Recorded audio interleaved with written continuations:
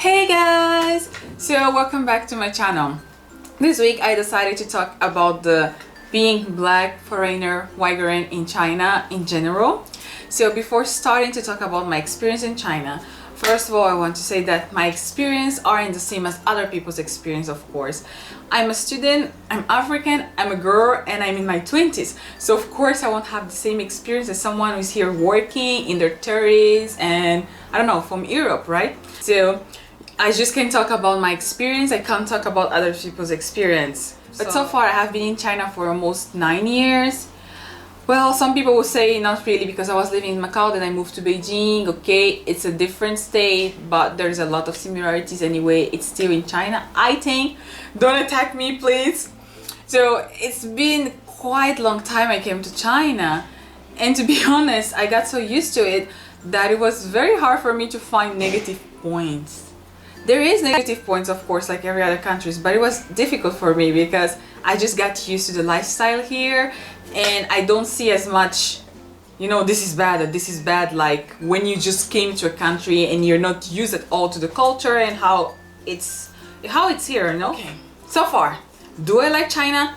Yes, I do like it very much. I do have a hate and love relationship, but I think that's normal.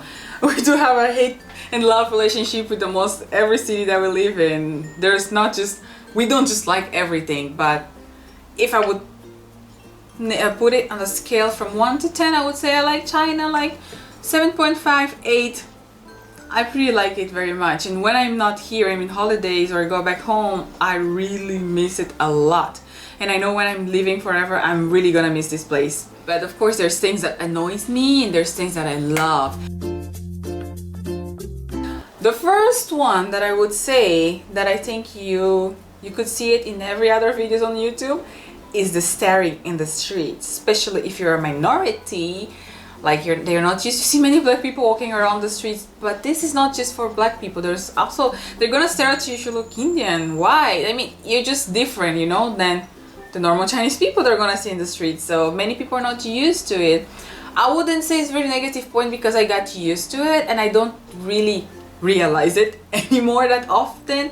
Maybe because also when I came to China was even before the Olympics and so much changed in the past 8-10 years, you know, so much change. At first, yes, maybe 5-10 years ago they're more like, oh my gosh, she's foreigner, but now not much, even especially in the big cities, you know, like I say Beijing, Shanghai, Guangzhou, there's just so many cultures, people from everywhere. So the Chinese people in those cities, they kind of already got used to it. But if you're going to temples and yeah, spots like famous spots like Great Wall, Forbidden City, you're still gonna find this a lot because most of the people going to those touristic attractions are Chinese from the other cities. They're not really from Beijing, you know, they're coming to visit Great Wall and Forbidden City.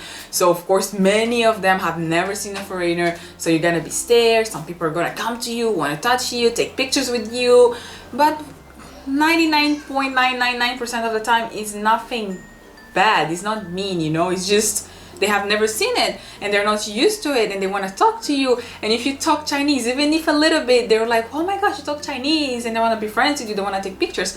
So instead of taking it in a bad way, in a negative side, just take it in the positive way, you know, like, oh yes, talk to them, smile, take the picture, and everything should be fine. It's not like racism or nothing. It's just that people are not used to see it and you're, let's say, you're new, you know, you're like original, it's different, they have never seen it. But so far, that happens to everyone. But to be honest, in Beijing, I don't really notice this anymore. Like, yeah, 1 or 2 stares and that's it. I don't feel like, oh my gosh, I'm being stared, everyone's looking at me. I don't feel that. The second point, I would say that annoys me about China, especially in my university and at school, and most of my friends have encountered the same problem, is the bureaucracy. When I mean bureaucracy, is like something that you can handle in 1 day or in some hours. You may take 2 or 3 days because let's say you're gonna take care of some documents. Then you get there, they're like, I need a picture. Then you come next day with a picture. Then you get there, we need this document. And you're like, wow, what the hell haven't you told me that before when you asked me for the picture? So it's just this bureaucracy, don't know what actually happens, what is their point, but that can get you very annoyed and nervous. And especially if it's your first time coming here, you don't know how to handle things, and there's a lot of things to handle, especially if you're a student like me. If you're going to university, you gotta go to the police, if you live outside the dorm, you gotta have a residence permit. There's just so many steps to take care when you're a student. Maybe I'm gonna do a video about it, so you don't worry, you know, in the end everything is gonna be fine, it's not a big deal. But I can understand that you're gonna be overwhelmed if it's your first time in China, you really don't know anyone and you don't know how the system works. Third thing I would say is the mashang behavior. The Chinese have this habit of everything is mashang. Like you're going to the restaurant or you're going to buy something and they're taking so long and you're like, yes, yeah, I need my food, I need this, mashang. But mashang, it means like soon, you're gonna have this, you know, soon, mashang. But mashang can take a couple of hours and even like maybe 20-30 minutes. So this is something that is very, very annoying in China. Especially the service is not the best, and if you have been in China already, you know that restaurants, coffee shop, the service can be crazy. You maybe order, I don't know, a soup and a steak, and the steak will come before the soup. Then the service can be awful sometimes. And if you don't complain, you don't call them and remember them, you know, my food, where's my stuff? They kind of keep like mashang. So you just gonna keep remember them about your stuff. Drivers, some of them are crazy and they don't want to take foreigners. Some people say because they're racist. Other people will say because they don't understand your Chinese or you don't really speak Chinese and they just don't want to deal with it. They don't want to have drama, you know, oh, these foreigners, they can't speak Chinese or the Chinese accent is not the best, so they're gonna be like explaining me for 5 minutes the address, but I still don't know. And many taxi drivers, they don't know how to read Hanzi, the Chinese traditional characters. So yeah, you can come with address and everything, but if you don't know how to, he doesn't know how to read, and you don't know how to read very well too, and he can't understand your pronunciation, they just think it's too much to handle, you know, it's like it's too much fun, it's a big drama, I don't want to deal with the foreigner. So yeah, there's some issues about the taxi drivers, but the majority of them are even cool, you know. Some are like old men, they're nice, they want to talk to you, ask where you're coming from, your country. Maybe go to the positive sides about living in China. As for me, you know, for me, studying here, it's actually a very rewarding experience. You get to meet people from everywhere. I mean, yes, there's countries that I didn't even know existed before I come here. And yeah, like Kazakhstan. And one of my best friends are from Kazakhstan, Kyrgyzstan. And there's just so many people from those countries in China, from a lot of African countries, European countries. You don't just get to experience the Chinese culture, but you get to experience and get close to people from all kinds of backgrounds and all kinds of countries and nationalities and so on. So that is it's something that I think is very positive about studying in China. It's more cosmopolitan than you may think. Many people will think, oh, there's no one in China, there's just Chinese food. That is wrong. There's all the kinds of food, all the kinds of people, all the kinds of culture. It's just a crazy cosmopolitan mess, and that is one of my favorite things about China. Second is the fact that it's still accessible compared to other cosmopolitan cities, I would say. It's getting more expensive every day. You won't compare China before the Olympics and China now. And being here for so long, I kind of see the difference, and I saw where the renminbi value came from and where it is now. So it's getting more and more expensive every single day, especially to rent apartments.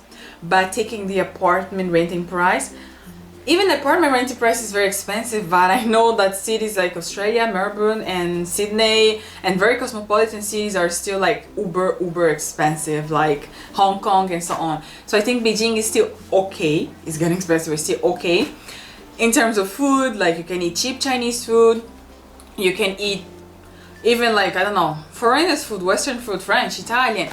And the price is still pretty accessible for the price that I see back home or in other countries.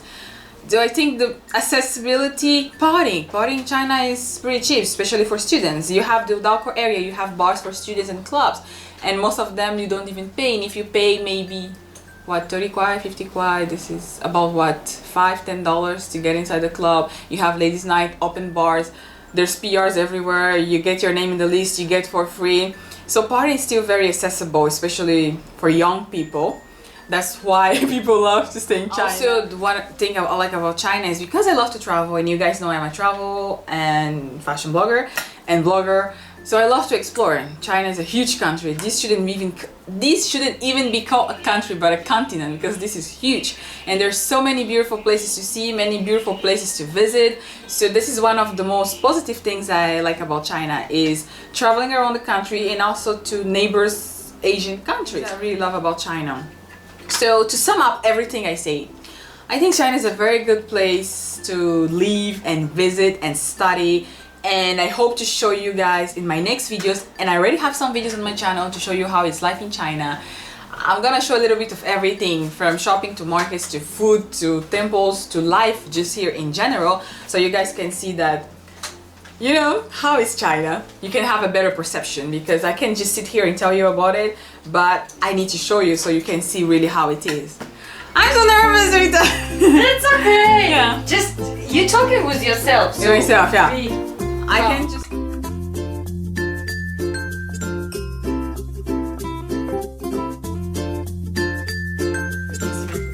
myself.